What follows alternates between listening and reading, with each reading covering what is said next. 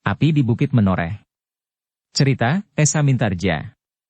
Audiobook, novel silat. Bab 522. Ki Demang pun kemudian menceritakan serba sedikit tentang keperluan Gelagah Putih dan istrinya datang menemui Ki Demang. Oh, Ki Bekel mengangguk-angguk pula. Ternyata mereka adalah pahlawan-pahlawan keselamatan bagi rakyat kita. Aku mengucapkan selamat kepada kalian berdua Kisanak. Gelagah Putih dan Rara Wulan termangu-mangu sejenak. Mereka tidak mengerti, apakah yang diucapkan oleh Ki Bekel itu sanjungan atau sindiran. Agaknya Ki Demang pun merasa ragu-ragu pula atas ucapan Ki Bekel itu.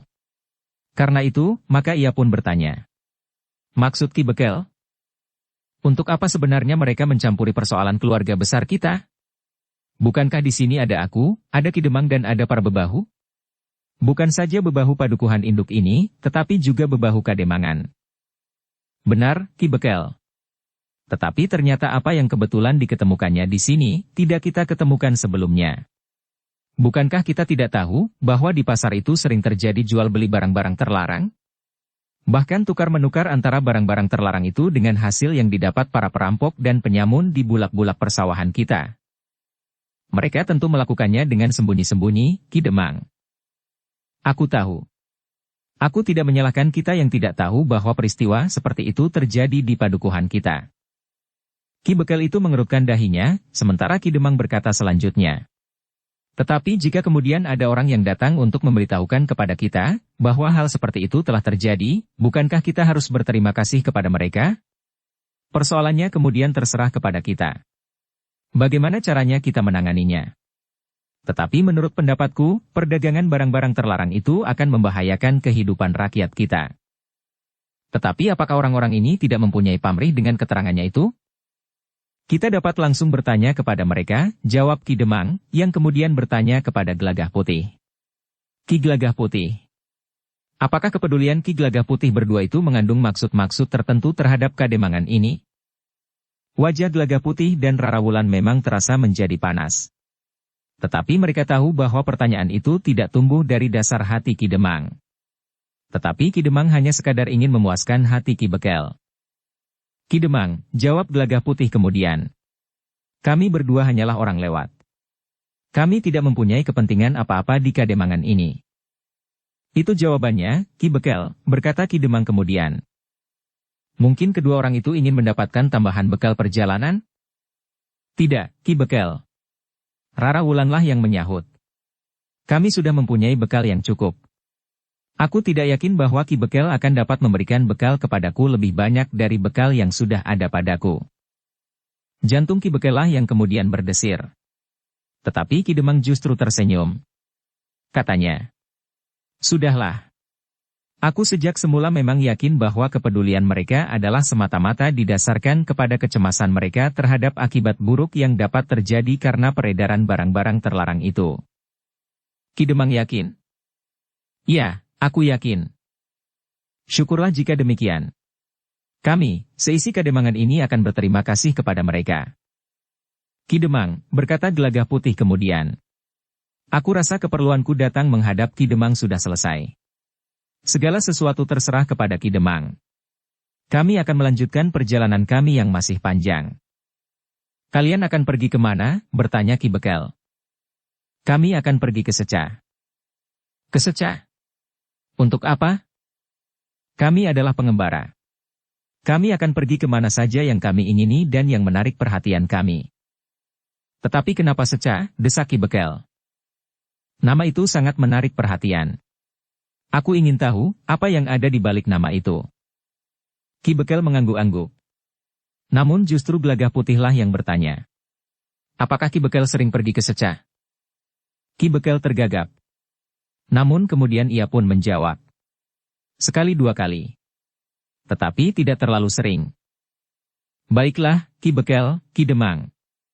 Kami minta diri. Contoh barang terlarang yang diperdagangkan itu akan kami tinggal saja di sini. Terserah kepada Ki Demang. Tetapi mungkin untuk jangka yang agak panjang, Ki Demang dapat berhubungan dengan perguruan awang-awang dan para demang di sekitar bukit kecil itu. Meskipun mungkin agak jauh, tetapi jika sepanjang jalan perdagangan ini akan menjadi aman, maka perdagangan di daerah ini pun akan menjadi ramai kembali. Sekali lagi kami mengucapkan terima kasih atas kepedulian kalian, Ki Gelagah Putih berdua. Bukankah itu sudah menjadi kewajiban kami?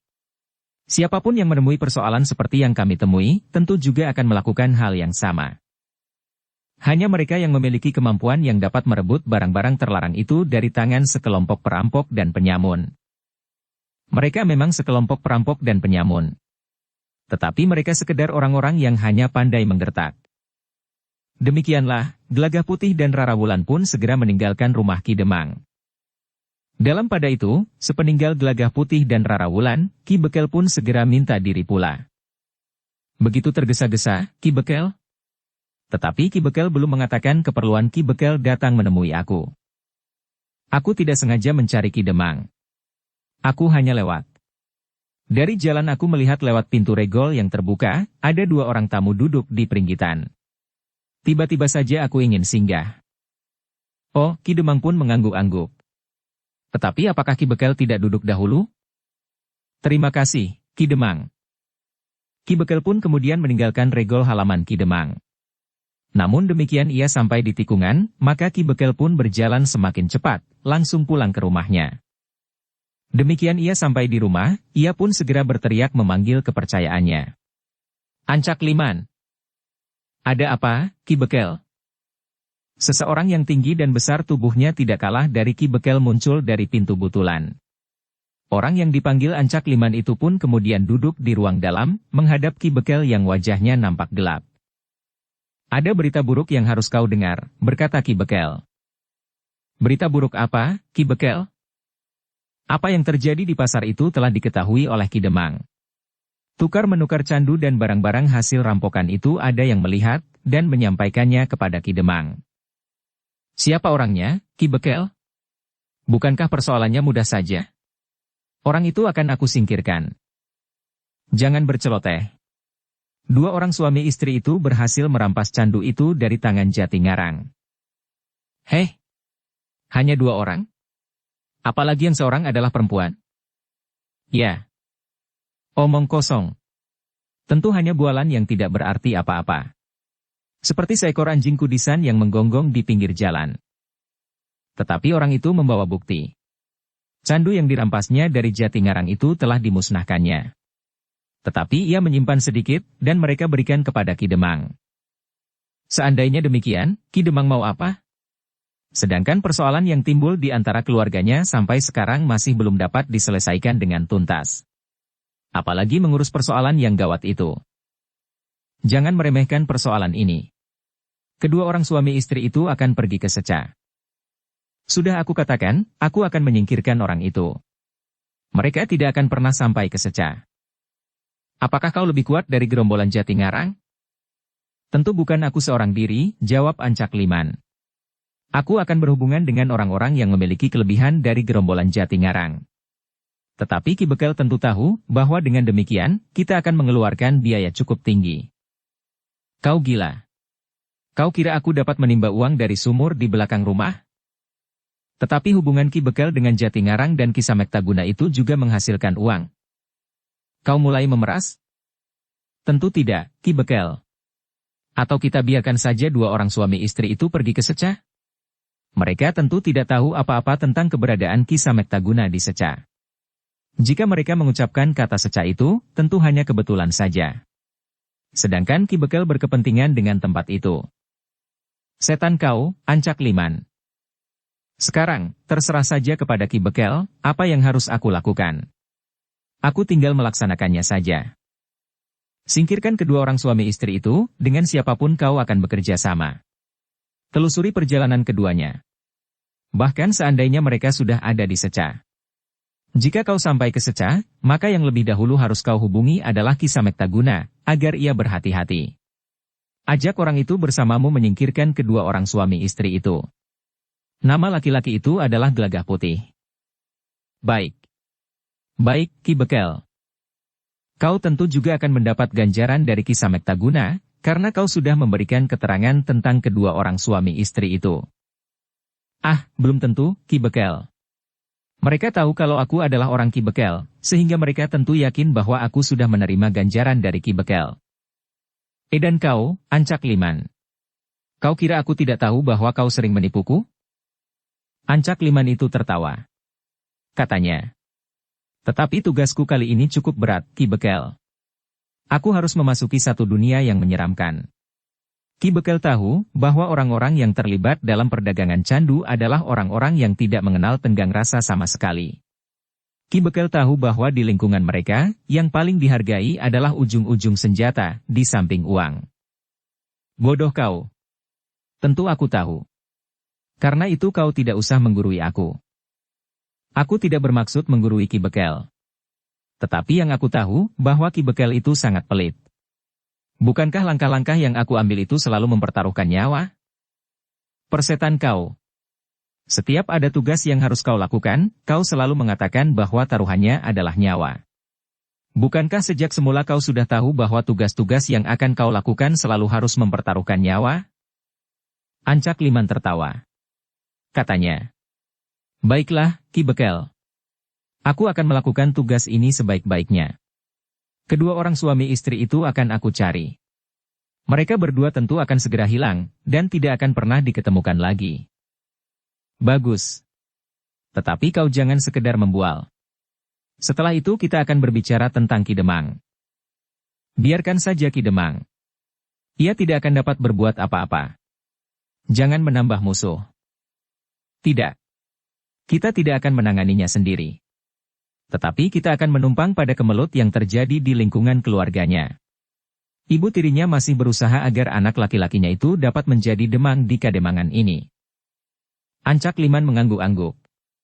Sementara itu Ki Bekel pun berkata, nah, pergilah. Kau harus berhasil, agar perdagangan itu tidak terganggu. Kau tahu artinya arus perdagangan itu bagi kita. Bagi kesejahteraan kita. Ya, Ki Bekel, jawab Ancak Liman. Aku akan segera berangkat. Tetapi jangan batasi waktu. Mungkin sehari. Tetapi mungkin sepekan. Sebelum kau berhasil membunuh suami istri yang mencampuri urusan orang lain itu, kau jangan pulang kembali. Baik, Ki Bekel. Nah, sekarang pergilah. Pergi begitu saja? Lalu apa lagi? Aku akan pergi ke Secah, Ki Bekel. Aku akan menghubungi orang-orang yang berilmu tinggi, melampaui kemampuan sekelompok orang yang dipimpin oleh Jatingarang itu. Selebihnya aku akan tinggal di Secah atau dimanapun juga, untuk beberapa hari. Uang? Bukankah itu yang akan kau katakan? Itulah, Ki Bekel. Ki Bekel tentu tahu bahwa aku memang memerlukan uang banyak. Gila kau, Ancak Liman. Ah, bukankah yang aku minta ini wajar? Ki Bekel pun kemudian masuk ke dalam biliknya. Dibawanya sekampil kecil uang dan diberikannya kepada Ancak Liman. Kau tahu nilai uang itu. Karena itu, kau harus berhasil. Tentu, Ki Bekel. Jangan cemas. Tetapi bukankah uang ini juga berasal dari orang-orang yang memperdagangkan candu itu? Diam kau. Aku robek mulutmu itu. Ancak Liman tertawa. Katanya. Jangan marah, Ki Bekel. Aku akan melakukan tugasku sebaik-baiknya. Dengan membawa sekampil kecil uang, Ancak Liman itu pun kemudian meninggalkan rumah Ki Bekel. Hari itu juga Ancak Liman telah menghubungi saudara-saudara seperguruannya. Perguruan yang dibayangi oleh kuasa kegelapan. Di sebuah dataran yang terletak di sebuah lekuk tanah yang rendah, Ancak Liman mengetuk pintu sebuah rumah yang dikelilingi oleh halaman yang terhitung luas, dengan dinding kayu gelondongan yang dipancangkan berdiri berjajar rapat di sekelilingnya. Gumuk-gumuk kecil yang terdapat di sekitarnya, seolah-olah telah memisahkan lingkungan itu dengan dunia di sekitarnya. Ketika Ancak Liman memasuki regol halaman rumah itu, sebuah anak panah meluncur dan tertancap di daun pintu regol. Ancak Liman tidak terkejut. Ia tahu bahwa setiap tamu akan dihentikan dengan cara itu, demikian mereka memasuki regol halaman yang luas itu. Ancak Liman pun berhenti di pintu regol. Ia harus menunggu sehingga ia diizinkan memasuki halaman itu. Beberapa saat kemudian, dua orang turun dari pendapa rumah itu, dan berjalan menuju ke regol halaman. Seorang di antara mereka membawa busur dengan anak panah yang sudah melekat. Namun seorang di antara mereka tiba-tiba saja berteriak. "Heh, kaukah itu, Kakang?" Ancak Liman tertawa. Katanya, "Mata kalian sudah menjadi rabun. Bukankah belum lama aku baru menengok kalian? Tetapi tugas kami menghentikan setiap orang yang memasuki halaman rumah ini, Kakang. Aku tahu. Kalian adalah orang-orang yang telah menjalankan tugas kalian dengan baik. Terima kasih atas pujian ini." Ancak Liman pun kemudian berjalan bersama dengan kedua orang saudara seperguruannya itu. "Apakah guru ada?" "Ada. Sudah beberapa hari ini guru tidak pergi kemana-mana. Nampaknya guru merasa agak letih." "Kenapa? Apa yang sudah dilakukannya?" "Guru telah mencampuri perselisihan yang terjadi antara dua keluarga yang bermusuhan.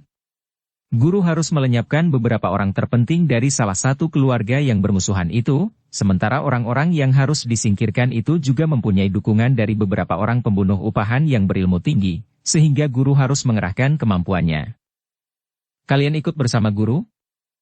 "Aku ikut bersama guru," jawab yang seorang.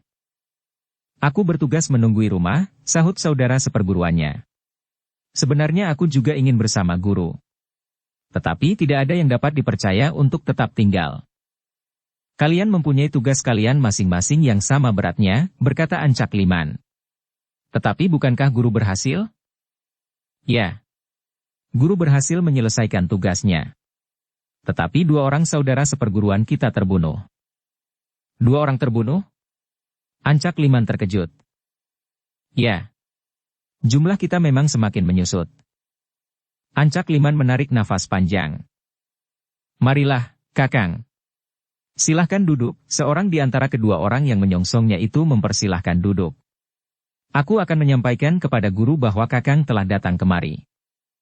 Ancak Liman yang diperlakukan sebagai tamu itu pun kemudian duduk di peringgitan ditemui oleh seorang saudara seperguruannya, sedangkan yang lain masuk ke ruang dalam untuk menemui gurunya. Sejenak kemudian, seorang yang bertubuh tinggi besar dan bermata cekung keluar dari ruang dalam. Rambutnya yang sebagian tergerai di bawah ikat kepalanya itu sudah mulai nampak keputih-putihan. Namun orang itu masih tetap nampak perkasa. "Kau, Ancak Liman," suaranya berat bernada rendah. "Ya, guru." "Kenapa kau datang kemari?" bertanya gurunya sambil duduk di hadapan Ancak Liman. Ancak Liman menarik nafas panjang. Sebelum ia menjawab, gurunya sudah menebak. "Kau tentu datang untuk minta tolong kepadaku atau kepada saudara-saudara seperguruanmu." Ancak Liman tersenyum. Katanya, "Ya, guru. Kau memang keras kepala. Sudah aku beritahukan kepadamu bahwa kau tidak usah pergi ke bekel gemblung itu. Tinggallah di sini bersama-sama dengan kami. Aku ingin mendapat pengalaman yang berbeda, guru. Nah, dalam keadaan yang sulit, kau masih juga lari kemari untuk meminta bantuan. Jika aku tidak lari kepada guru, lalu aku harus lari kemana lagi? Monyet buruk. Katakan, bantuan apa yang kau perlukan?" "Guru, bukankah aku pernah mengatakan bahwa Ki Bekel telah terlibat dalam perdagangan barang-barang terlarang?" "Candu?" "Ya." "Lalu kenapa?" "Ada beberapa hubungan baru yang telah dilakukan oleh Jati Ngarang, seorang pemimpin perampok yang mempunyai hubungan khusus dengan kami." "Nama itu pernah kau sebut?" "Ya." "Sekarang orang itu membuka hubungan baru. Ia telah membuka perdagangan dengan seorang pedagang keliling. Tetapi dua orang suami istri agaknya telah melacak hubungan itu, sehingga keduanya telah berhasil merampas barang-barang yang sudah berada di tangan Jati Ngarang. Tetapi ia telah menyimpan sedikit di antaranya sebagai barang bukti, yang telah diserahkan kepada Ki Demang." "Demang di kademanganmu?" "Ya."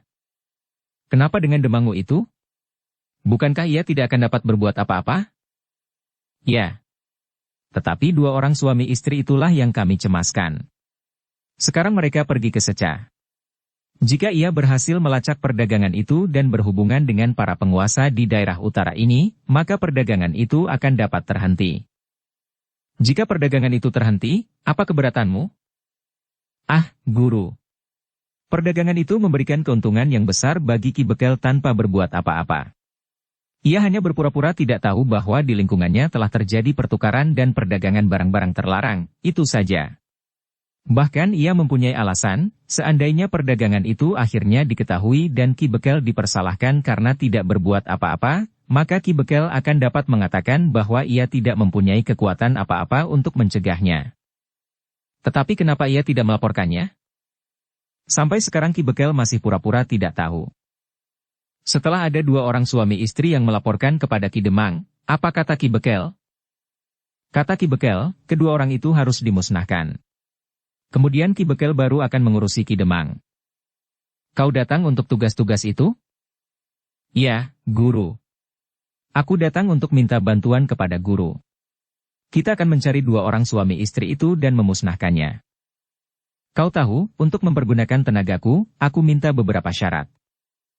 Tetapi ini lain, Guru. Akulah yang memohon kepada Guru. Jadi kau sudah diperalat oleh Ki Bekel untuk memeras tenagaku, tanpa imbalan apa-apa? Imbalannya adalah kesejahteraan hidupku kelak, Guru. Jika kita berhasil melenyapkan kedua orang suami istri itu, maka perdagangan gelap itu akan berlangsung terus. Ki Bekel memang mendapat penghasilan yang sangat baik, tetapi aku mendapat lebih banyak dari Ki Bekel. Karena akulah jalur hubungan antara Ki Bekel dengan Jatingarang dan para pedagang itu. Kau memang ular yang licik, Ancak Liman. Tetapi kau harus tahu, bahwa untuk melakukannya, mungkin akan jatuh korban di antara kita. Apakah keuntungan yang kau dapatkan dengan hubungan itu seimbang dengan korban yang bakal diberikan?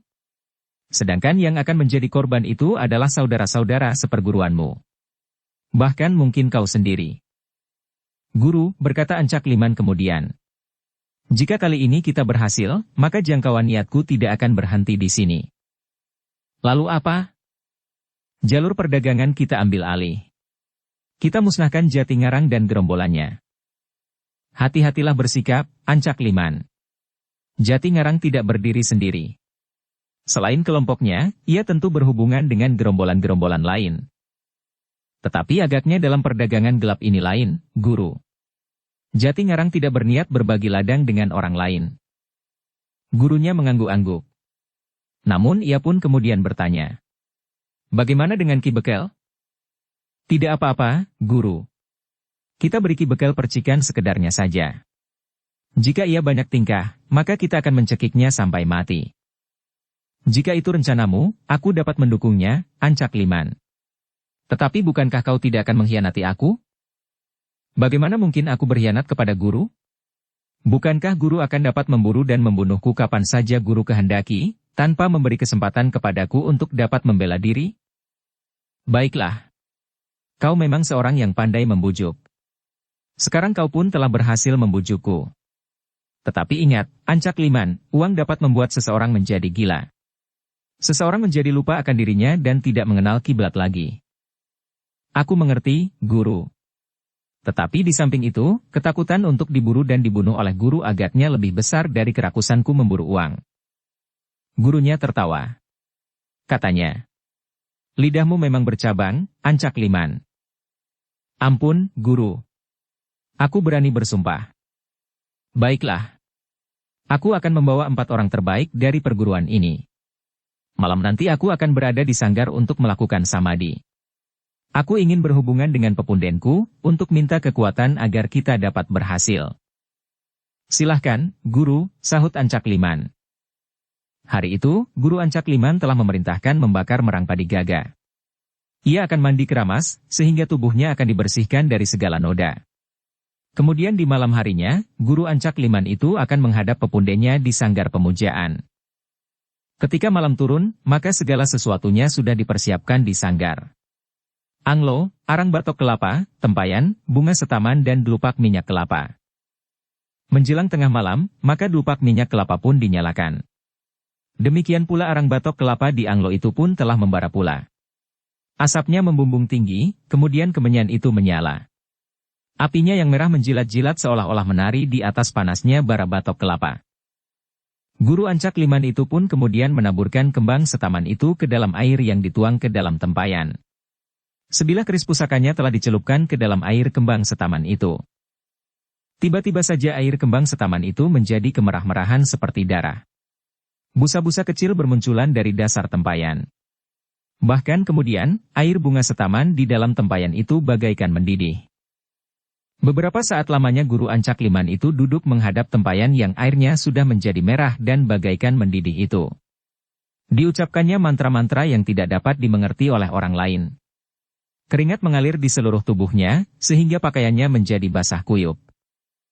Namun akhirnya, warna air di tempayan itu berangsur menjadi jernih kembali. Warna merah darah itu pun berangsur menjadi semakin tipis, dan akhirnya hilang sama sekali.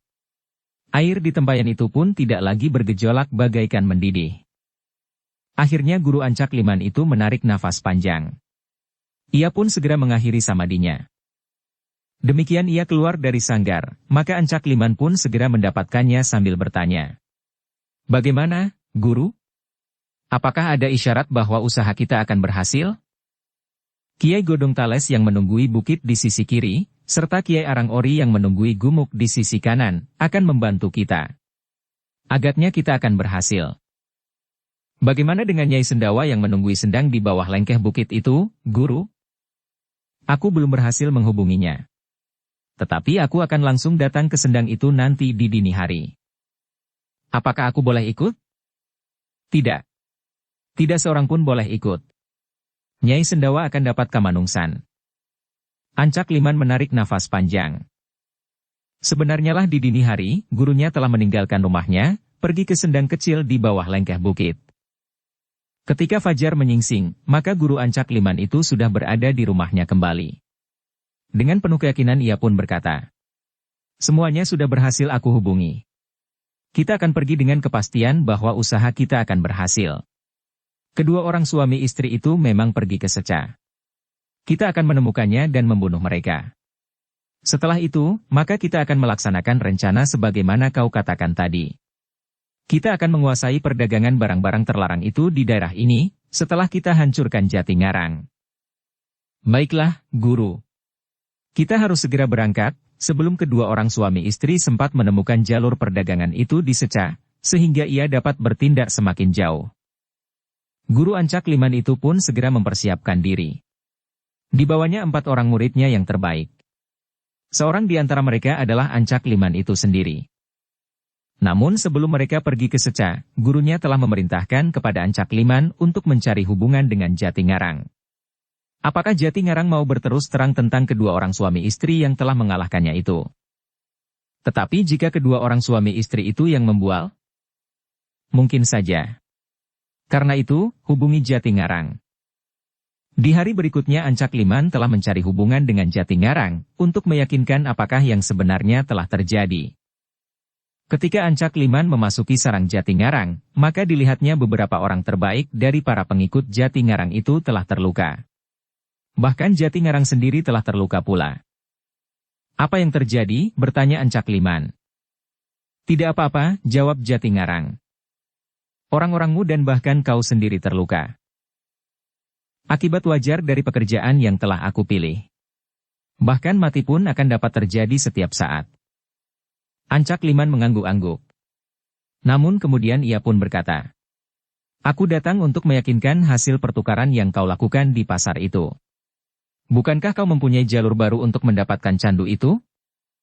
Setan kau, Ancak Liman, geram Jatingarang. Jangan-jangan kaulah yang telah berkhianat. Kenapa? Jika kau telah berkhianat, maka aku akan membunuhmu seperti membunuh Surabeleduk dan setelah itu Kertapendek. Jangan menjadi gila, Jatingarang. Apa yang telah terjadi dengan gerombolanmu? 2 orang suami istri telah datang merampas hasil pertukaran di pasar itu. Meskipun menurut keterangan mereka yang mereka cari adalah kitab Megamendung, yang hilang dicuri oleh seseorang yang disebutnya Kasan Barong. Kedua orang itu menduga bahwa akulah Kasan Barong yang mereka cari. Heh, apa hubungannya perdaganganmu dengan kitab Megamendung itu? Tentu tidak ada.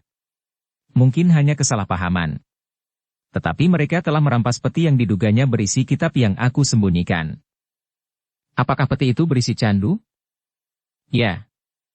Jadi kau kehilangan candumu? Ya. Jangan bohong, Jatingarang. Kau tentu hanya ingin menghindari kewajibanmu membayar pajak kepada Ki Bekel. Setan kau, ancak Liman. Jangan membuat aku menjadi semakin gelisah. Aku sudah kehilangan hartaku yang tidak sedikit untuk menukar candu itu. Akhirnya candu itu jatuh ke tangan orang lain yang tidak berhak. Bahkan mungkin orang itu tidak tahu benda apakah yang berada di dalam peti itu. Ancak Liman tertawa. Katanya, kau yang bergelar Jati Ngarang, yang ditakuti oleh banyak orang di daerah ini, harus tunduk kepada hanya 2 orang suami istri. Sambar petir kepalamu, ancak Liman.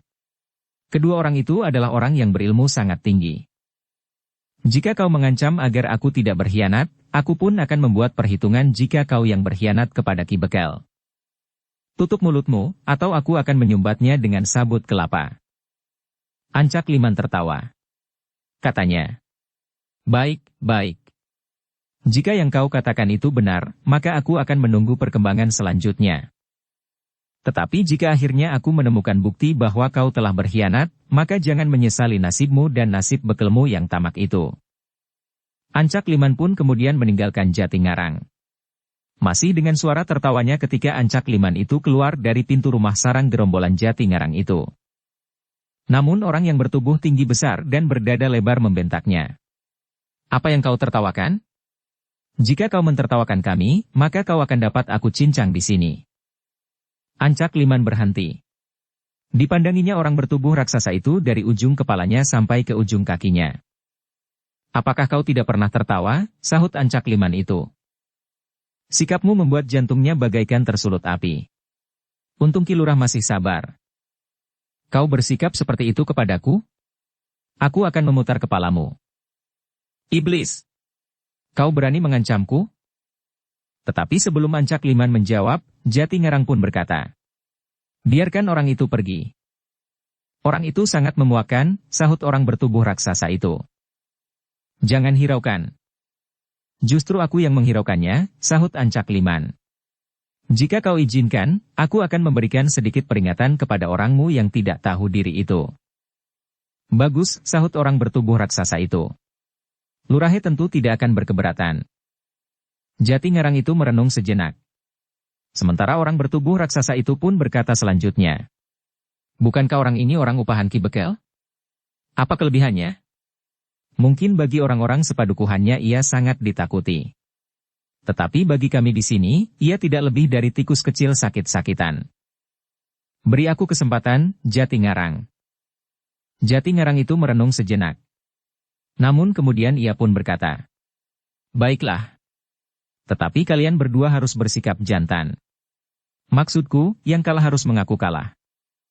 Terima kasih, sahut Ancak Liman sambil tertawa. Beberapa saat kemudian, maka Ancak Liman dan orang yang bertubuh raksasa itu sudah berada di dalam arena. Kawan-kawan orang bertubuh raksasa itu melingkari arena itu sambil berteriak-teriak. Patahkan tangannya! Patahkan kakinya! Tidak, bentak Jati Ngarang. Yang akan berlangsung di arena adalah sekedar mengetahui siapakah yang lebih tinggi ilmunya di antara mereka. Aku tidak ingin membuat persoalan dengan gerombolan-gerombolan lain. Aku tahu bahwa Ancak Liman itu tidak berdiri sendiri.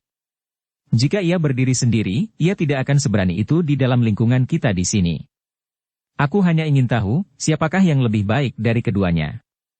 Siapakah yang mulutnya saja yang lebar, tetapi kemampuannya tidak lebih dari anak ingusan yang hanya pantas menggembala itik.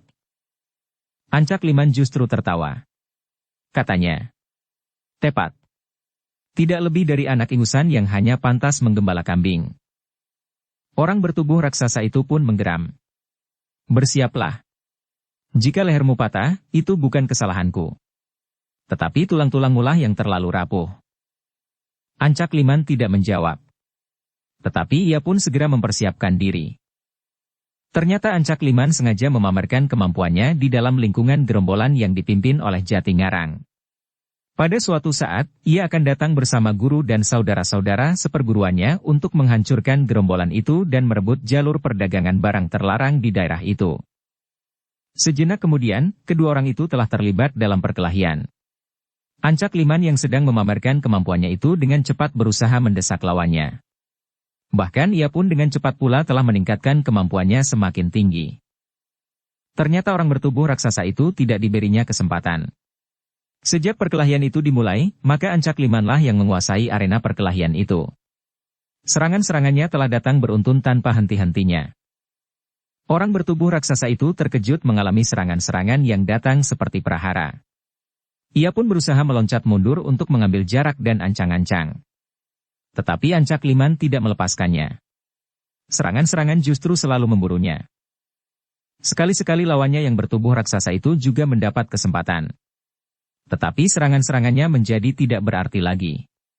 Setiap kali orang yang bertubuh raksasa itu terlempar dan terbanting jatuh. Mula-mula orang itu dengan cepat bangkit dan bahkan berusaha untuk berganti menyerang. Tetapi semakin lama setelah beberapa kali ia terpelanting, maka punggungnya pun menjadi semakin terasa sakit. Sehingga pada suatu kali, kaki Ancak Liman berhasil menembus pertahanannya dan menghantam lambung. Orang bertubuh raksasa itu terlempar beberapa langkah surut, kemudian jatuh berguling menghantam sebatang pohon manggis. Ketika orang itu berusaha untuk segera bangkit, terasa tulang punggungnya bagaikan menjadi retak. Lambungnya menjadi nyeri serta perutnya pun menjadi mual. Sehingga sesaat ia terhuyung-huyung. Akhirnya orang itu pun jatuh terkulai di tanah. "Cukup," teriak Jatingarang. "Kau telah memenangkan perkelahian ini. Sayang, bahwa orangmu tidak mampu membuat aku berkeringat setitik pun, terlalu lemah dan tidak berdaya. Tetapi ingat, bahwa orang itu adalah orang pada urutan terakhir dalam tataran kemampuan dari orang-orangku." Ancak Liman tertawa. Ia tidak menjawab. Tetapi ia pun melangkah pergi meninggalkan arena perkelahian itu. Tertatih-tatih orang bertubuh raksasa itu bangkit berdiri. Namun demikian ia berhasil berdiri tegak, maka tangan Jatingarang telah terayun menampar wajahnya. "Kau tidak pantas menjadi salah seorang pengikutku," geram Jatingarang. "Ampun, Ki Lurah. Mungkin aku terlalu memakannya, sehingga aku menjadi lengah. Tetapi pada kesempatan yang lain, aku akan memperbaiki kesalahanku ini." "Kau tidak usah membual," Jatingarang membentak. Lalu katanya, "Yang terjadi menjadi peringatan bagi yang lain. Orang upahan itu saja mampu mengalahkan salah seorang dari kita yang selama ini kita anggap orang yang memiliki kekuatan yang sangat besar. Tetapi ternyata hanya tubuhnya dan mulutnya sajalah yang besar." Tidak seorang pun menyahut. Mereka tahu benar bahwa pemimpinnya yang bernama Jatingarang itu sedang marah. Benar-benar marah. Ketika Jatingarang kemudian meninggalkan arena, maka dua orang kawan dari orang bertubuh raksasa itu pun memapahnya ke baraknya. Dalam pada itu, Ancak Liman itu pun segera menemui gurunya, untuk melaporkan, bahwa Jatingarang benar-benar telah bertemu dengan dua orang suami istri, yang mendapat tugas dari gurunya untuk mengambil kembali kitab perguruannya yang hilang. Tadi keduanya semula tidak tahu, bahwa Jatingarang telah melakukan perdagangan candu. Nampaknya begitu. Bahkan kedua orang itu menyebut Jatingarang dengan Kasan Barong. Guru Ancak Liman itu mengangguk-angguk. Katanya, "Dengan demikian, yang terjadi atas Jatingarang itu bermula dari kesalahpahaman. Tetapi persoalannya tentu berkembang. Kedua suami istri itu bukan tidak tahu apa yang telah berhasil dirampasnya, karena ia justru telah melaporkan kepada Ki Demang dengan membawa bukti." "Ya." Ancak Liman mengangguk-angguk. "Baiklah. Siapapun kedua orang suami istri itu, akan kita temui mereka di Seca. Untuk menjaga rencana kita merebut pasaran candu itu, maka keduanya harus dibunuh." Hari itu pula Guru Ancak Liman telah pergi ke Seca, untuk menjajaki kemungkinan baru bagi gerombolannya. Ancak Liman yang berjalan di antara saudara-saudara seperguruannya dan bahkan gurunya itu tersenyum-senyum. Ia sudah mendapat uang cukup banyak dari Ki Bekel, yang seharusnya diberikannya kepada gurunya sebagai upah dari tugas yang dibebankannya kepada Ancak Liman. Membunuh dua orang suami istri yang telah mengetahui, sengaja atau tidak sengaja, rahasia perdagangan gelap itu. Namun Ancak Liman berhasil membujuk gurunya bersama beberapa orang saudara seperguruannya untuk pergi bersamanya, tanpa upah sekeping uang pun. Perjalanan ke Seca adalah perjalanan yang agak panjang. Apalagi Gelagah Putih dan Rarawulan yang tidak merasa terikat oleh waktu sehingga harus menempuh perjalanan mereka dengan tergesa-gesa. Itulah sebabnya, maka Gelagah Putih dan Rarawulan tidak mencapai Seca di hari itu juga. Mereka harus bermalam di perjalanan mereka. Malam itu, Gelagah Putih dan Rarawulan bermalam di sebuah padang perdu yang terhitung luas. Mereka duduk bersandar sebatang pohon yang besar, yang mencuat di antara gerumbul-gerumbul perdu dan rerumputan yang terhampar di atas tanah yang tidak rata. Di tempat yang agak jauh mereka melihat hutan yang terbentang memanjang. Hutan yang agaknya masih liar. Di bibir hutan itu nampak berjajar batang pohon pucang, seolah-olah memagari hutan yang liar itu. Banyak pohon pucang di daerah ini, desis Gelagah Putih. Ya. Rara Wulan mengangguk-angguk. Bukan hanya di pinggir hutan itu, tetapi di padang perdu ini juga banyak terdapat pohon pucang. Kita akan membuat perapian, berkata Gelagah Putih. Keduanya kemudian mengumpulkan kayu-kayu kering yang berserakan di sekitar pohon besar itu. Mereka pun segera menyalakan api untuk melawan udara yang terasa sangat dingin. Malam itu langit nampak jernih. Bintang-bintang nampak berkerlipan. Bulan hanya nampak sebentar. Ketika malam menjadi makin dalam, maka bulan yang hanya sepotong itu pun segera tenggelam di balik cakrawala. Namun rasa-rasanya malam itu tidak saja terlalu dingin meskipun mereka sudah menyalakan perapian, tetapi ada perasaan lain yang terasa mengusik hati mereka. Tetapi keduanya tidak tahu, getar apakah yang telah menyentuh perasaan mereka malam itu. Justru karena itu, maka baik Gelagah Putih maupun Rara Wulan menjadi lebih berhati-hati. Sampai hampir tengah malam, belum seorang pun di antara mereka yang telah tertidur. Perasaan lain yang terasa mengusik hati mereka. Tetapi keduanya tidak tahu, getar apakah yang telah menyentuh perasaan mereka malam itu. Baru kemudian Gelagah Putih pun berkata, "Tidurlah, Rara. Biarlah aku berjaga-jaga sambil memanasi tubuh di perapian." "Kau tidak mengantuk, Kakang?" "Ada sesuatu yang membuatku tidak mengantuk malam ini." "Apa?" Gelagah Putih menggeleng.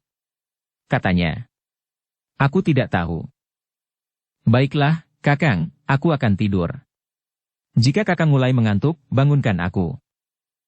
Namun sebelum Rara Wulan memejamkan matanya, mereka melihat dua sosok bayangan di kegelapan yang datang mendekati mereka. "Jangan tidur dahulu, Rara," desis Gelagah Putih. Rara walaupun kemudian duduk di samping Gelagah Putih di dekat perapian. Ternyata dua sosok bayangan itu langsung berjalan mendekati mereka berdua. Beberapa langkah dari perapian, mereka berhenti. Seorang di antara mereka pun berdesis, "Selamat malam, Kisanak." "Selamat malam," sahut Gelagah Putih. Kedua orang itu melangkah semakin dekat. Seorang di antara mereka berkata, "Maaf, Kisanak, bahwa kami telah mengganggu Kisanak berdua." Gelagah Putih dan Rara Wulan pun kemudian bangkit berdiri. Dengan nada datar Gelagah Putih pun bertanya, "Siapakah Kisanak berdua ini?" Namun yang seorang di antara mereka menyahut, "Kamilah yang seharusnya bertanya kepada kalian berdua." Gelagah Putih dan Rara Wulan saling berpandangan sejenak. Dengan ragu-ragu Gelagah Putih pun kemudian menjawab, "Kami berdua adalah dua orang suami istri yang sedang mengembara, Kisanak." "Mengembara? Tanpa tujuan, maksudmu?" "Ya, Kisanak. Kami mengembara mengikuti langkah kaki. Kami tidak tahu, kami akan sampai kemana." Kedua orang itu mengangguk-angguk. Seorang yang lain pun bertanya pula, "Apakah yang kau cari dalam pengembaraan kalian, Kisanak?" "Kami ingin mendapat pengalaman bagi bekal hidup kami berdua di kemudian hari." Pengembaraan berbeda dengan pergi ngenggar-enggar penggalih, Kisanak. Dalam pengembaraan seseorang, mungkin sekali akan ditemuinya bahaya yang dapat mengancam jiwa. Asal kami tidak berbuat apa-apa yang dapat mengganggu orang lain, maka kami tidak akan menemui bencana seperti yang Kisanak katakan. Apa yang kau maui, belum tentu bahwa itulah yang terjadi. Suatu ketika di dalam pengembaraanmu, kau akan bertemu dengan peristiwa-peristiwa yang tidak kau inginkan. Bahkan mungkin sekali kau akan terperosok ke dalam kejadian-kejadian yang sangat membahayakan jiwa kalian. Kalian akan dapat masuk ke dalam satu kejadian yang memaksa kalian untuk melakukannya tanpa pilihan. Gelagah Putih mengangguk-angguk. Katanya, "Memang mungkin hal seperti itu terjadi, Kisanak. Tetapi kami berpegang kepada niat untuk tidak mencari kesulitan di sepanjang jalan pengembaraan kami.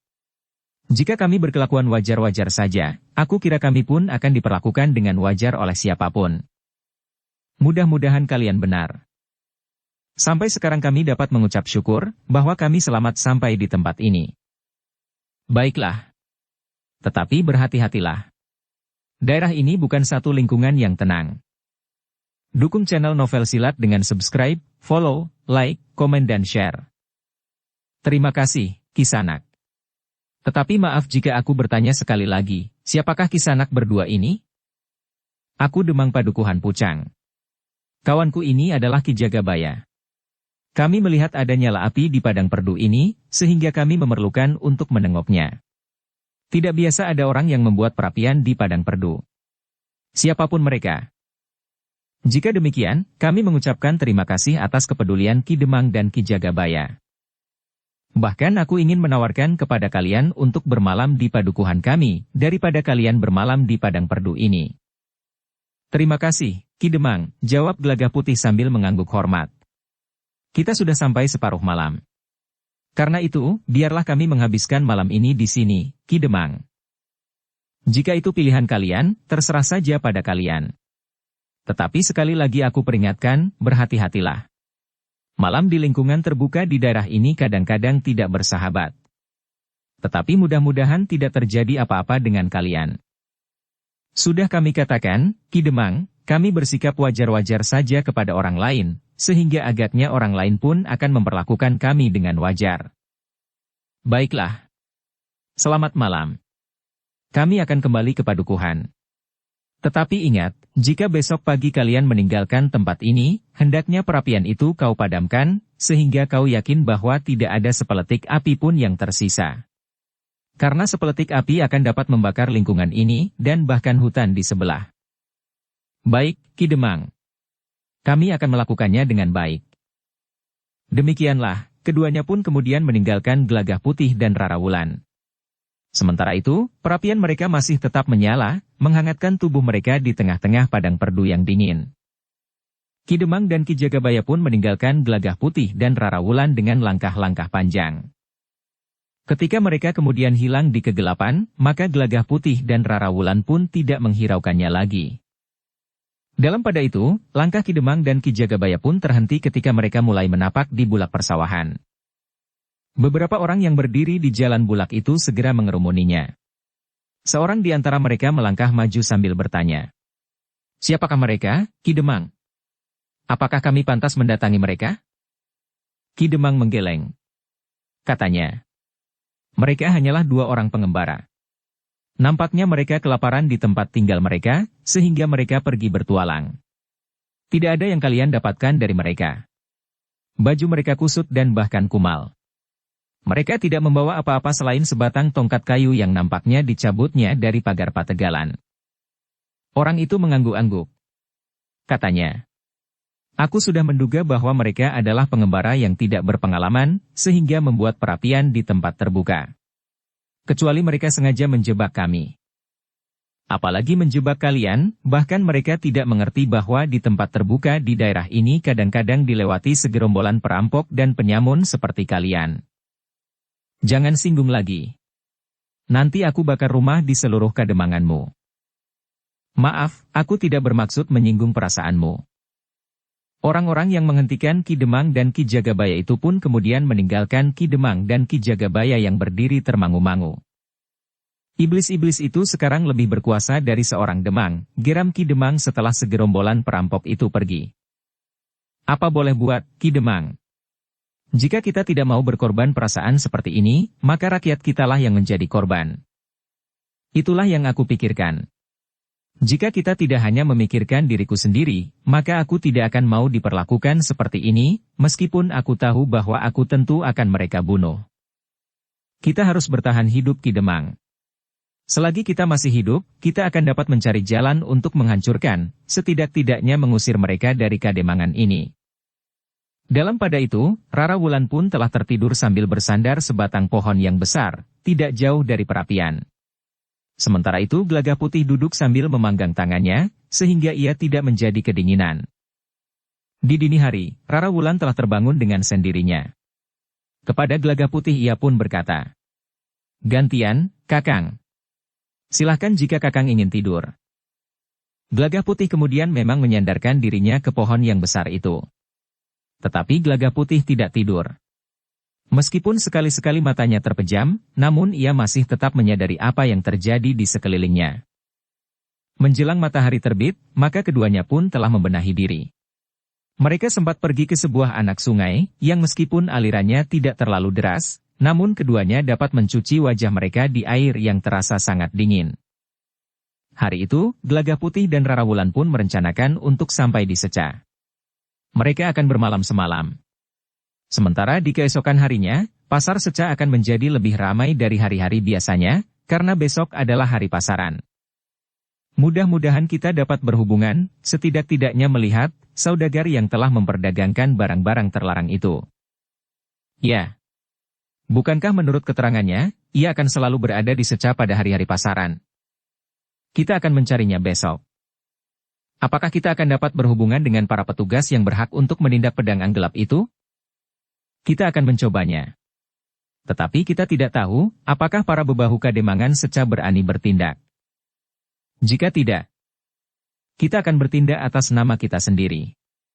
Jika mereka keberatan, maka kita akan mengalami kesulitan. Kita harus juga mempertimbangkan kemungkinan buruk yang dapat terjadi atas rakyat Seca. Keduanya pun terdiam sejenak.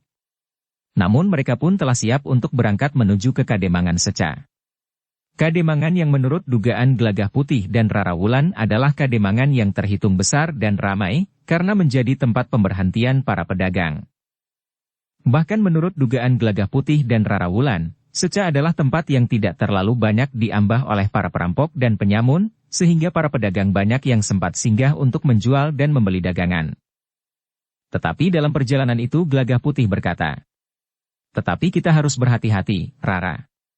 Mungkin Jatingarang telah memerintahkan orangnya untuk menghubungi pedagang yang telah memberikan barang-barang terlarang itu, karena yang terdahulu telah kita rampas dan kita musnahkan."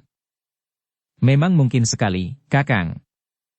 Kita harus memperhatikan kemungkinan bahwa yang ditugaskan oleh Jatingarang adalah orang-orang yang telah bertempur melawan kita berdua, sehingga mereka akan dapat mengenali kita. Dengan demikian, maka sulit bagi kita untuk dapat berhubungan dengan pedagang itu. Kita akan menunggu, Kakang.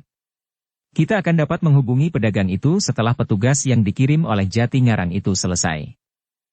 Ya. Itulah yang aku maksudkan, bahwa kita harus berhati-hati. Rara Wulan mengangguk-angguk. Demikianlah, mereka sehari-harian berjalan menuju Seca. Sekali mereka berhenti di sebuah kedai, ketika matahari sedikit melewati puncak langit. Di sore hari, ketika matahari sudah hampir tenggelam di Cakrawala, keduanya telah memasuki sebuah padukuhan yang terhitung besar dan ramai, yang menurut kata orang, padukuhan itu adalah padukuhan Seca, yang berada di sebuah kademangan yang besar pula yang juga bernama Seca. Satu padukuhan yang terletak di hamparan tanah yang tidak terlalu rata. Di Kademangan Seca ada padukuhan yang letaknya agak tinggi, sementara padukuhan yang lain berada di satu dataran yang lebih rendah. Sedangkan Seca adalah padukuhan yang terhitung besar. Di tengah-tengah padukuhan Seca itulah terletak pasar Seca yang besar dan ramai. Dikelilingi oleh keramaian yang menebar cukup luas. Kedai-kedai yang bukan saja kedai makanan dan minuman, tetapi juga kedai-kedai yang berjualan kebutuhan sehari-hari. Melihat lingkungan yang ramai itu, Gelagah Putih dan Rara Wulan menduga bahwa Kademangan Seca, khususnya padukuhan induknya yang juga bernama Seca itu, adalah satu lingkungan yang tentram. Agaknya Seca tidak banyak diambah oleh para perampok yang berkeliaran di bulak-bulak panjang yang justru menuju ke Seca dan tempat-tempat ramai yang lain. Tempat para pedagang menggelar, atau membeli untuk dijual di tempat lain, dagangan mereka. Meskipun matahari sudah menjadi semakin rendah, tetapi di sekitar pasar Seca masih membekas keramaian pasar di hari itu. Kedai-kedai di beberapa tempat di padukuhan itu pun masih buka. Masih nampak pula beberapa orang yang sibuk di sekitar pasar yang cukup besar itu. Besok pagi adalah hari pusaran, desis Rara Wulan. Ya. Ada beberapa orang pedagang sudah berada di sini. Di sebelah pasar itu tentu ada beberapa rumah penginapan. Beberapa pedati sudah berada di halaman penginapan yang luas itu.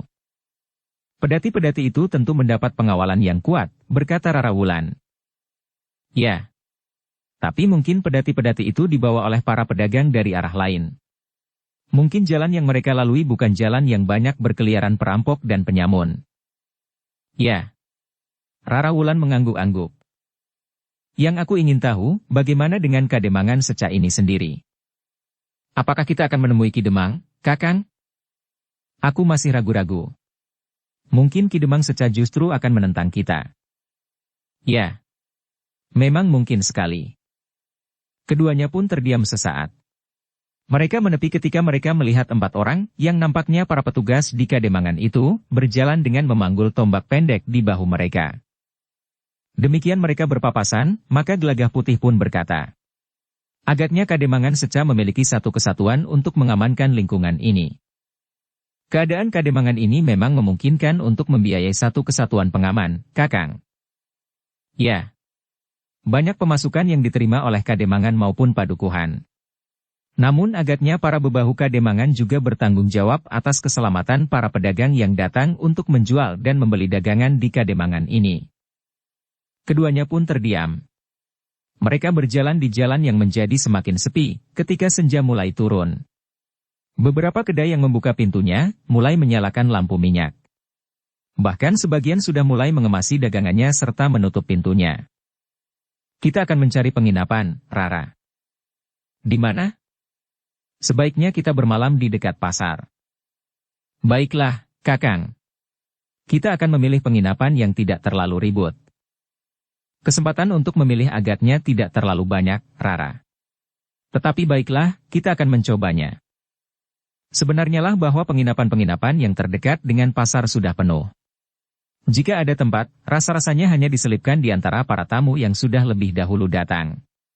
Di bilik-bilik yang sempit, atau justru di tempat yang terbuka. Namun akhirnya keduanya pun mendapat penginapan yang cukup baik, meskipun tidak terlalu dekat dengan pasar. Tidak terlalu banyak tamu di sini, Kakang, desis Rara Wulan. Mungkin karena penginapan ini terhitung mahal. Kali ini kita berada di antara orang-orang dari tataran yang agak tinggi. Yang agak tinggi. Bukan dari tataran yang terlalu tinggi. Sebenarnya lah Gelagah Putih dan Rara Wulan berada di sebuah penginapan yang terhitung mahal. Karena itu, maka di penginapan itu tidak terhitung terlalu banyak tamu. Sampai malam turun, masih ada beberapa ruang yang belum terisi. Namun ketika malam menjadi semakin malam, maka ruang-ruang di penginapan itu pun menjadi penuh. Agaknya mereka yang datang kemudian tidak lagi mendapat tempat di penginapan yang lain. Suasana di penginapan itu pun menjadi semakin ramai. Di pendapa yang cukup luas, beberapa orang yang telah mandi dan berbenah diri, duduk dalam kelompok-kelompok kecil. Di sudut peringgitan, beberapa orang menabuh gamelan. Hanya beberapa jenis saja, ditabuh oleh 5 orang pengawit dan dimeriahkan oleh seorang pesinden.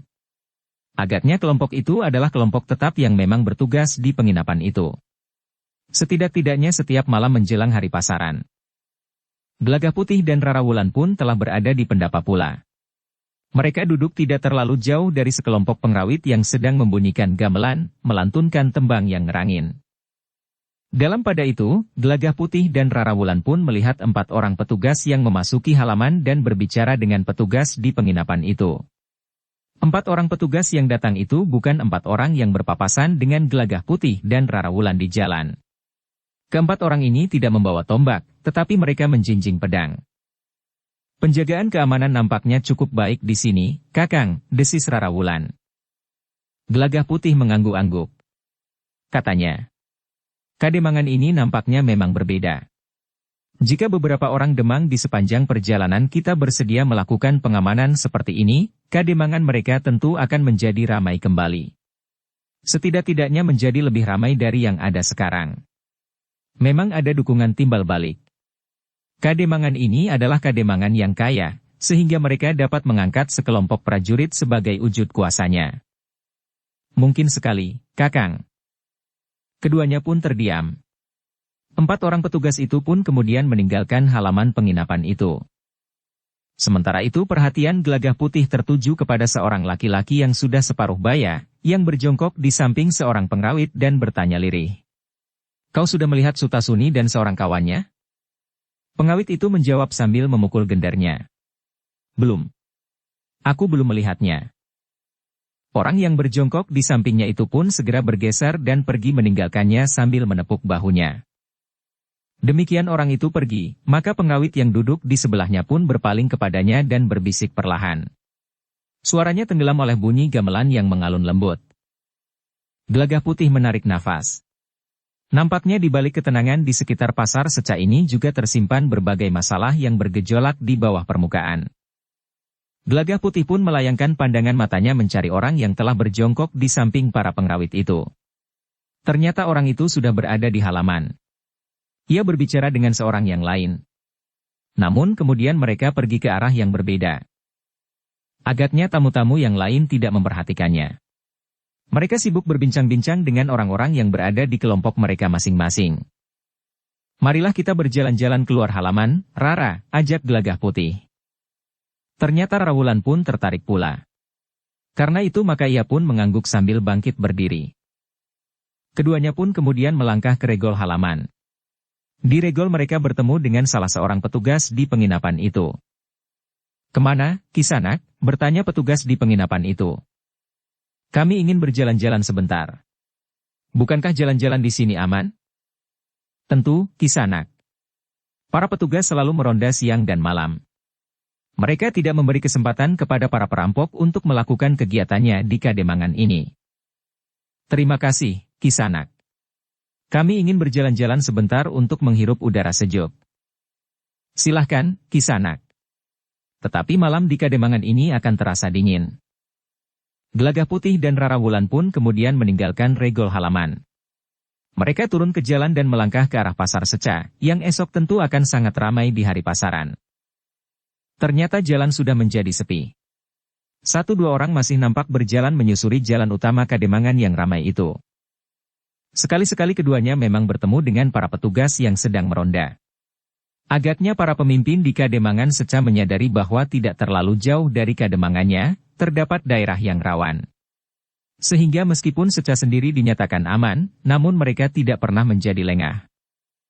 Gelagah Putih dan Rara Wulan tertarik ketika mereka mendengar suara tembang Macapat yang ngelangut. Suara itu terlontar dari rumah yang ada di pinggir jalan yang mereka lewati. Gelagah Putih dan Rara Wulan pun seakan-akan tidak dengan sengaja berjalan menuju ke arah suara itu. Jalan-jalan memang menjadi semakin sepi. Di beberapa regol halaman terpancang obor yang menyala menerangi jalan yang mereka lalui. Keduanya berhenti di depan sebuah regol halaman yang nampak terang. Suara tembang Macapat itu terlontar dari rumah itu. Ketika seorang datang mendekati mereka, Gelagah Putih dan Rara Wulan itu pun mengangguk hormat. "Marilah, Kisanak," orang itu mempersilahkan. "Adik ipar kemarin melahirkan. Malam ini beberapa orang tetangga dan kawan-kawan berdatangan untuk menyatakan ucapan selamat. Seperti kebiasaan kami di sini, kami bergantian membawa kitab-kitab babat dengan tembang Macapat." "Terima kasih, Kisanak," jawab Gelagah Putih. "Kami sedang berjalan melihat-lihat Seca di waktu malam." "Agaknya Kisanak memang bukan orang Seca." "Bukan, Kisanak. Kami memang bukan orang Seca. Tetapi jika Kisanak ingin ikut hadir dalam pernyataan kegembiraan ini, kami akan menerimanya dengan senang hati." "Terima kasih. Kami akan melihat-lihat padukuhan ini, Kisanak." Pembicaraan mereka terhenti. Seorang dengan tergesa-gesa keluar dari halaman rumah itu. Orang itu adalah orang yang menarik perhatian Gelagah Putih di penginapan. Orang yang telah berbicara dengan seorang pengrawit, mempertanyakan seorang yang bernama Sutasuni. Orang yang mempersilahkan Gelagah Putih dan Rara Wulan itu pun kemudian bertanya kepada orang itu. "Kau akan pergi kemana?" "Aku belum menemukan orangnya. Aku harus menemukannya malam ini. Besok segala sesuatunya harus berjalan lancar." "Jangan gelisah. Orang itu akan kau ketemukan malam ini." "Kau sudah mencarinya di penginapan yang sering dipergunakannya?" "Sudah. Tetapi orang itu belum ada di sana." "Di sebelah pasar? Di penginapan yang ada pohon beringinnya itu?" "Sudah. Tetapi ia juga tidak kelihatan di sana." "Tenanglah. Kadang-kadang ia datang lewat tengah malam. Hubungan itu baru akan berlangsung untuk pertama kali. Jika kali ini gagal, maka aku tidak akan mendapat kepercayaan lagi. Tunggu saja sampai tengah malam." Orang itu pun segera pergi. Sementara Gelagah Putih di luar sadarnya memperhatikan orang itu sampai lewat jangkauan oncor di regol halaman. Orang yang mempersilahkan Gelagah Putih itu pun kemudian berkata, "Orang itu mencari saudara sepupunya. Tetapi nampaknya ada sesuatu yang penting. Ia selalu seperti itu. Tergesa-gesa, gelisah dan cemas. Wataknya memang demikian. Gelagah Putih dan Rara Wulan mengangguk-angguk. Namun Gelagah Putih pun kemudian berkata, "Baiklah. Kami minta diri. Jadi kalian benar-benar tidak singgah. Terima kasih. Salam buat adik Kisanak suami istri. Semoga anaknya lekas menjadi besar dan berarti bagi dirinya sendiri, bagi keluarganya dan bagi banyak orang." "Terima kasih, Kisanak. Aku akan menyampaikannya." Demikianlah, maka Gelagah Putih dan Rara Wulan pun melangkah meninggalkan regol halaman rumah itu, berlawanan arah dengan orang yang sedang mencari Sutasuni itu. Namun kemudian, demikian Gelagah Putih dan Rara Wulan menjauh, maka orang itu pun dengan tergesa-gesa telah masuk dan menyeberangi halaman. Gelagah Putih dan Rara Wulan pun tiba-tiba ingin mengetahui lebih jauh tentang rumah itu. Karena itu, maka mereka pun segera melingkari sebatang pohon yang besar dan mengamati regol itu dari jarak yang agak jauh. Dari tempat mereka Gelagah Putih dan Rara Wulan dapat mendengarkan suara tembang macapat itu. Namun beberapa saat kemudian, mereka melihat beberapa orang keluar dari regol halaman. Mereka pergi searah dengan orang yang mencari Sutasuni.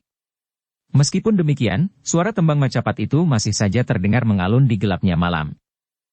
Gelagah Putih dan Rara Wulan masih berada di tempatnya. Mereka masih menunggu, apa pula yang akan terjadi. Namun Gelagah Putih dan Rara Wulan tidak tahu apa yang terjadi di dalam rumah itu. Meskipun suara tembang macapat masih mengalun, tetapi di ruang lain, seorang yang bertubuh agak kegemukan yang duduk di sebuah amben bambu yang agak besar, dihadap oleh beberapa orang yang berdiri tegak, membentak.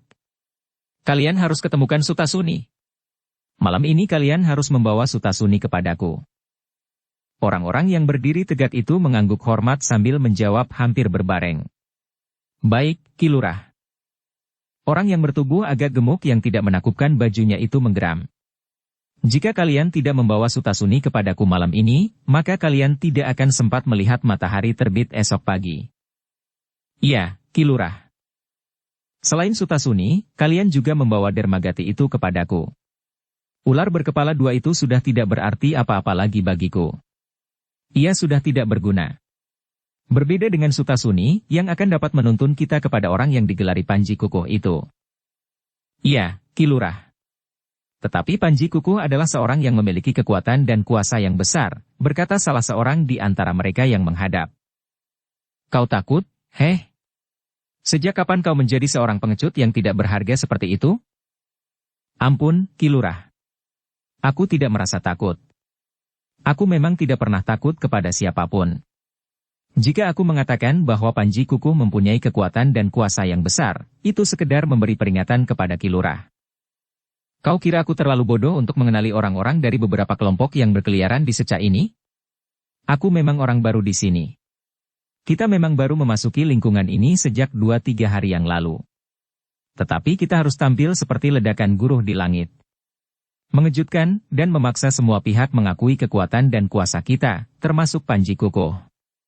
Mungkin kita juga akan berhadapan dengan para petugas di Kademangan ini, yang agaknya cukup kuat. Tetapi aku yakin bahwa aku akan dapat mengalahkan mereka, dan kemudian menguasai lingkungan ini." "Aku mengerti, Ki Lurah.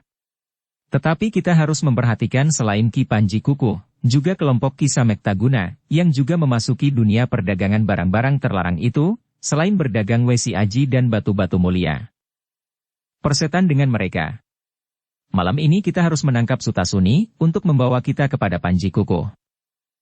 Orang-orang yang menghadap orang yang agak gemuk yang duduk di amben sambil bersandar dinding itu pun terdiam. "Nah, sekarang pergilah. Cari Dermagati dan Sutasuni sampai ketemu. Secah yang selama ini seperti orang yang sedang terlelap tidur, besok pagi akan kita bangunkan. Kita akan membersihkan orang-orang yang selama ini menguasai jalur perdagangan itu. Siapapun mereka." "Ki Lurah, aku hanya ingin memberikan sedikit keterangan tentang padukuhan secah. Selama ini semuanya berlangsung di bawah permukaan. Secah nampak tenang-tenang saja. Para petugas tidak melihat kegiatan yang terjadi di kedalaman, di bawah permukaan yang tenang. Jika kita akan muncul ke permukaan, maka kita akan mengejutkan padukuhan secah. Sementara itu besok adalah hari pasaran, sehingga pasar itu akan menjadi sangat ramai. Apa maksud peringatanmu itu? Jika mungkin, apakah kita juga dapat bergerak di bawah permukaan, sehingga kehidupan sehari-hari Seca tidak terpengaruh karenanya? Jika kita bergerak di permukaan, maka gerakan kita akan banyak menghadapi tantangan. Tetapi jika kita bergerak di bawah permukaan, maka kita hanya akan berhadapan dengan kelompok-kelompok tertentu. Kita tidak mengusik kekuatan Ki Demang yang mengamankan lingkungan ini, yang jumlahnya serta kekuatannya terhitung besar. Cukup, bentak orang yang bertubuh agak gemuk itu. Kau mau mengejari aku, ya? Tidak, bukan maksudku. Aku hanya mengandalkan pengenalanku yang lebih mendalam tentang daerah ini. Jika Seca tetap tenang, maka kita akan tetap dapat memanfaatkan lingkungan ini untuk perdagangan jangka panjang kita, karena kita tidak akan berhadapan dengan kekuatan Ki Demang. Mungkin kita dapat memenangkan pertarungan yang mungkin terjadi. Tetapi selanjutnya Seca akan menjadi pasar yang sepi seperti kuburan. Apakah yang kita dapatkan dengan kemenangan kita di sini? Orang yang agak gemuk itu mengerutkan dahinya. Katanya, apakah mungkin kita bergerak di bawah permukaan? Kita ketemukan Sutasuni. Kita ketahui tempat Panji Kukuh. Kita pancing satu pertarungan di luar Kademangan ini. Bagaimana mungkin kita memancingnya keluar Kademangan? Kita bicarakan hubungan jual-beli. Kita akan melakukan jual-beli itu di luar Kademangan Seca. Apakah mereka percaya? Dermagati mencari Sutasuni dengan alasan itu. Jual-beli. Penyerahan barang dan uang dilakukan di luar Kademangan, untuk menghindari kekuatan Ki Demang yang besar. Kita berpengharapan untuk dapat menghancurkan kekuatan Panji Kukuh, sehingga gerombolan itu tidak akan mengganggu kita untuk selanjutnya. Orang yang bertubuh agak gemuk itu nampak berpikir. Pendapat seorang pembantunya itu sempat masuk di akalnya, sehingga ia pun berkata. Tetapi ketemukan Dermagati dan Sutasuni. Baik, Ki Lurah. Setelah kau bawa Dermagati dan Sutasuni kemari, maka aku akan mengambil keputusan. Berapa orang pun kemudian melangkah keluar. Ketika mereka turun ke jalan, maka mereka telah berpencar. Gelagah Putih dan Rarawulan melihat mereka keluar. Mungkin mereka juga mencari orang yang disebut-sebut bernama Sutasuni itu. Orang yang dicari oleh orang separuh baya di penginapan. Kita lihat, kemana mereka pergi. Mereka berpencar. Kita ikuti yang dua orang itu. Gelagah Putih mengangguk-angguk.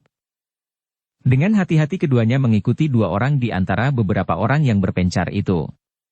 Batang pohon gayam yang tumbuh di menyebelah jalan utama Kademangan Seca agaknya telah memberikan perlindungan kepada Gelagah Putih dan Rarawulan. Ternyata kedua orang itu justru pergi ke penginapan tempat Gelagah Putih dan Rarawulan menginap. Di pendapa penginapan itu masih ada beberapa orang yang duduk-duduk sambil berbincang ke sana kemari. Suara gamelan masih terdengar ngerangin. Meskipun gamelan yang ditabuh itu tidak lengkap seperangkat, tetapi suaranya cukup menyentuh. Apalagi di sepinya malam. Sementara angin yang berhembus perlahan menaburkan udara dingin. Gelagah Putih dan Rarawulan memasuki halaman penginapan itu pula. Petugas yang menyapanya pada saat keduanya pergi, berpapasan pula di halaman. Bersambung ke bab 523. Dukung kami dengan subscribe, follow, like, komen dan share. Terima kasih.